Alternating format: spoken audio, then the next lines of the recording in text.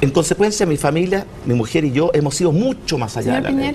Y por tanto, cuando se acusa que si acaso el marco legal es por supuesto el piso obligatorio. Uno voluntariamente puede ir más allá de eso. Lo que no me gusta a mí son estos catones que se sienten los dueños de la moral, que predican y despotrican, ¿cierto? Y muchas veces, ¿cierto?, son como el padre Gatica, que predican y no practican. Se hablan muchas cosas, pero hablemos de algo concreto. Usted sabe este libro que salió recién sobre las empresas zombie y que habla de, no todas, sino que de algunas importantes fortunas que ocuparon las empresas zombie, que eran en el fondo, como explicaba Fernando, empresas que no tenían nada más que pérdidas. En concreto, en 1992, usted compró la Compañía de Industrias y Desarrollo. Pagó 817 millones por ella. Había dejado de operar hace 12 años que había dejado de operar. Era un nombre y un RUT, porque de hecho tenía 0 activos fijos, 0 activos circulantes, no tenía lugar físico, no tenía empleados, no tenía nada. Era esto, un papel con un nombre y un RUT. El nombre no creo que le haya gustado mucho porque de hecho lo cambió de inmediato a Bancard S.A., luego Invenciones Bancard. Entonces no creo que le haya gustado mucho y lo haya comprado por el nombre. Tampoco por el RUT porque el número no tiene que haber tenido nada especial. Pero sí tenía pérdida de arrastre de 44.000 millones de pesos. Eran deudas además que no eran reales, porque esas deudas habían sido declaradas como no cobrables, porque ya como no tenían, en el fondo los bancos habían declarado no cobrables porque no quedaba nada más que rematar, ningún bien, ningún activo de esa compañía. Usted la funcionó con Inversiones Santa Cecilia y finalmente, para lo único que le puede haber servido esta empresa es para estas pérdidas, que no eran pérdidas reales, le hayan ayudado a pagar menos impuestos. Mire, Mónica, fue lo mismo que me preguntó durante una hora usted y Daniel la última vez que vine a este programa. Es que dijo cosas que no son tan precisas. No, le voy a responder de inmediato. En primer lugar, por eso le voy a decir una cosa. ¿Quién vendió esa empresa? ¿La vendió el Estado de Chile? Es que eso no es efectivo. Un momento, déjeme terminar. ¿Sí? Lo vendió el Estado de Chile a través de la Comisión Progresa. La Comisión Progresa fue una comisión que designó el Estado para intervenir ciertos grupos económicos. Eso no es así. Y el Estado de Chile, a través de la Comisión Progresa, vendió esas empresas. Y por tanto, ¿quién fue el vendedor? El Estado de Chile, a través de la Comisión. Perdón, es que eso no es efectivo. ¿Por qué no es efectivo, señor Piñera? Porque, para empezar, la Comisión Progresa no era una comisión estatal, no fue designada por el Estado, era una liquidadora de bancos. No era nada estatal, era una liquidadora de bancos. Perdón, pero es que así como usted me dijo, déjeme terminar. Déjeme terminar así como usted terminó. Es que no me dejó terminar a mí. Ponga atención a lo que le digo, Mónica, por favor. La Comisión Progresa fue designada por la Superintendencia de Bancos, que es una institución que depende del Estado para liquidar algunos bancos. No fue así. Así fue, pues. No fue así. La única relación que había entre el Estado y la Comisión Progresa era una liquidadora de bancos. Y la única... ¿Quién intervino en los bancos? Bueno, es que, la Superintendencia de Bancos. Pero eso fue el año 84, señor Piñera. Lo único que se liquidaba de bancos... ¿quién intervino en los bancos? No, pero intervino la Superintendencia de Bancos. No tenía ninguna relación. La Superintendencia de Bancos... Está hablando, Mónica, de cosas que yo creo que está mal informada. No estoy mal informada. La Comisión Progresa no era un ente estatal, pero Mónica, pero ponga atención a lo que lo digo, porque es difícil no el diálogo. No había sido designada por el Estado.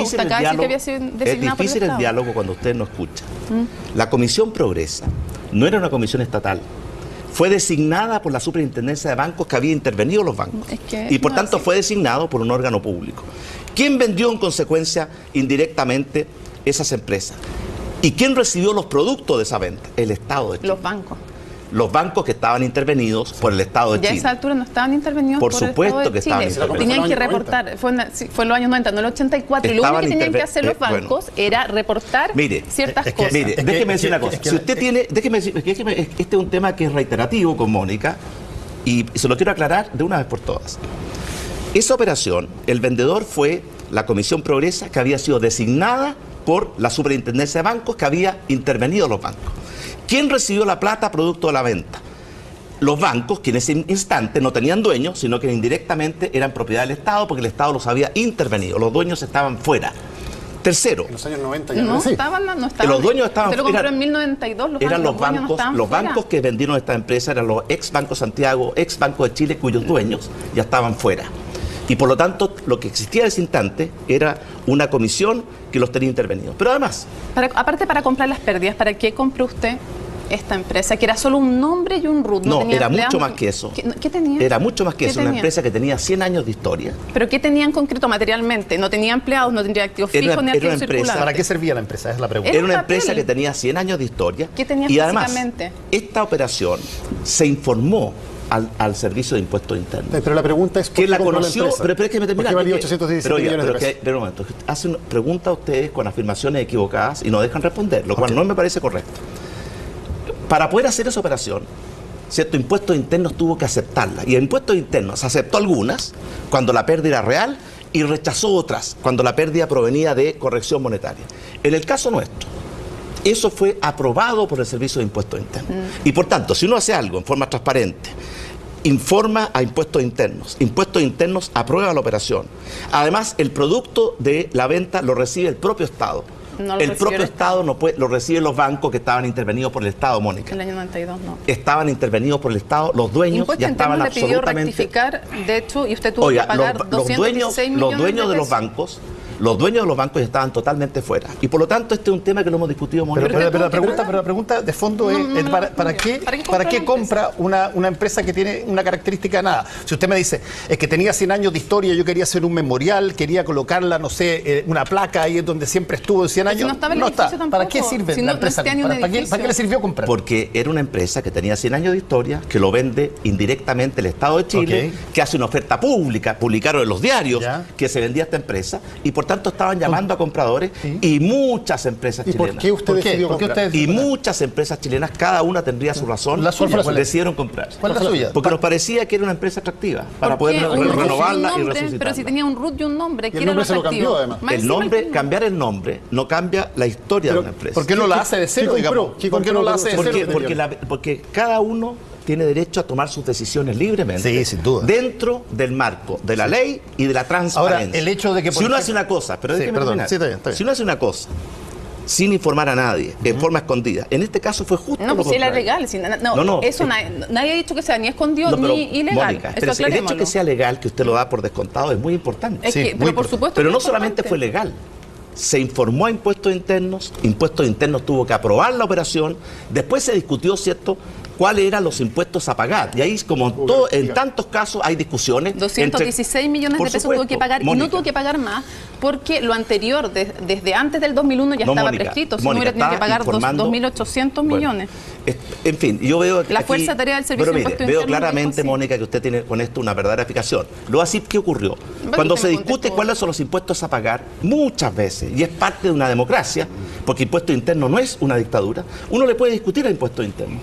Impuestos Internos analiza y finalmente resuelve. Y uno tiene dos opciones: o acepta o puede ir a los tribunales de justicia. Señor Piñera, para zanjar el tema, para quedar absolutamente claro, usted compró esa empresa porque esa empresa le iba a permitir, dentro de la legalidad, pagar menos impuestos. No, compramos esa empresa porque pareció una operación atractiva, legal, transparente. ¿Por qué era atractiva la operación? Me está hablando de algo que pasó hace ¿cuánto tiempo atrás? 20 años atrás. Pero que es la creación de Bancart. 20 años atrás. Y por lo tanto, le insisto a usted, Daniel, pero es que ve, pero déjeme contestar.